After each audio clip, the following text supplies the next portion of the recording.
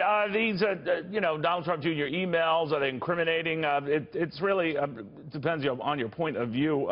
Chris Wray, of course, the president's choice head of the FBI, has sort of deflected them and not really commented on them per se. But Harvard Law professor Emeritus Alan Dershowitz says that if Donald Trump Jr. wasn't part of a hack, then just received the info, that is a big difference. How is that a big difference, Alan? Well, it's much like the New York Times publishing the Pentagon Papers. If the New York Times had been involved in stealing the Pentagon Papers the way Daniel Ellsberg was, they would have been shut down and the editors put in jail, or the people who publish WikiLeaks or, Snowden. There's a big difference between the act of stealing or the act of hacking and the act of using it. And there's really no difference under the First Amendment between a campaigner using information he obtained from somebody who obtained it illegally, and a newspaper doing it. So I think this is conduct that would be covered by the First Amendment. It's also not prohibited by law, and there's been so much overwrought claim. There are people who are talking about treason. I can't believe the New York Times had an op-ed yesterday in which treason was mentioned. Yeah, Tim Kaine had mentioned that, but it doesn't look good, right? I mean, if you're... Of course, no, it's awful politically, but we have to distinguish between political sins and federal crimes. Yeah, but when you have a client, or the other guy you're up against in court has a client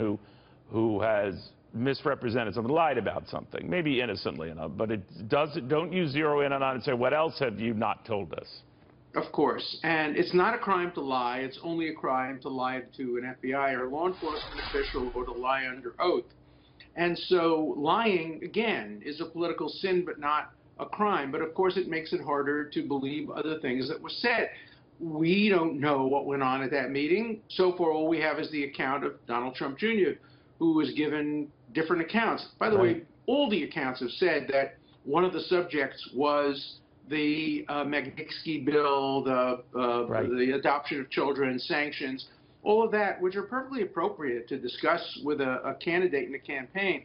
But remember, this is not the first president who's done this. Ronald Reagan, of course, made a deal with the Iranians, who are our real enemies, to keep hostages imprisoned for an additional month so he would get credit for it instead of Carter getting credit for it. President Carter, when he was a former president, told Yasser Arafat not to accept the offer that President Clinton had made at Camp David in Taba for peace with the Palestinians.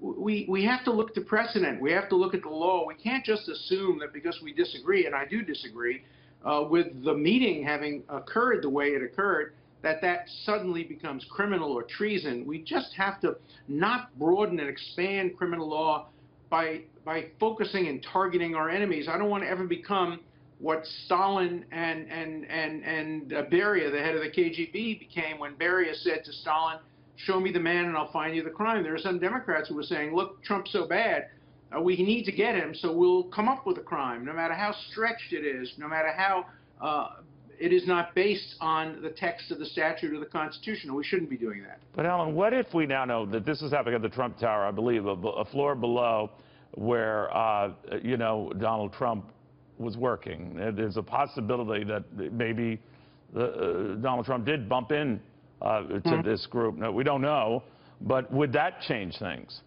It would change them politically, but not legally. Look, legally, give you the most absurd hypothetical. This didn't happen. Let's assume Donald Trump called up Vladimir Putin and said, "Hey, Vlad, I got a deal. I'm a deal maker. If you help me get elected president, I will eliminate the sanctions against you." That would be a horrible, terrible, politically thing to do.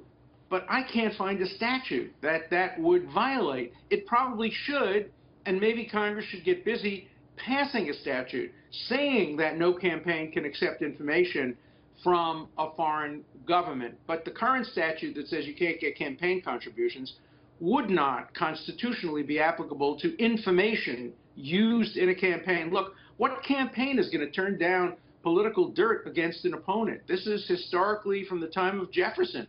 We've been doing this. All right, so very quickly then, your sense is if it elevated the level of collusion, what would make it a constitutional issue, an impeachable issue, as a lot of Democrats are sorely wanting? Well, first of all, what is an impeachable offense is up to Congress. The Constitution sets out bribery, treason, or other high crimes and misdemeanors, but there's no judicial review, probably, of whatever Congress decides. But look, if anybody on the Trump team had said to the Russians, please hack the Democrats, here are a few people's names, here are their computer handles, go in and get the information and give it to us, of course that would be a crime. That would be conspiracy with the Russians to engage in the crime. It would have to be that blatant. It would have to be pretty blatant. You can use the material that was obtained illegally, and that's the point of the Pentagon Papers and other cases, distinguishing between the use of the material under the First Amendment and illegally obtaining the material. All right, Alan, very good seeing you again. Thank you very much. Thank you.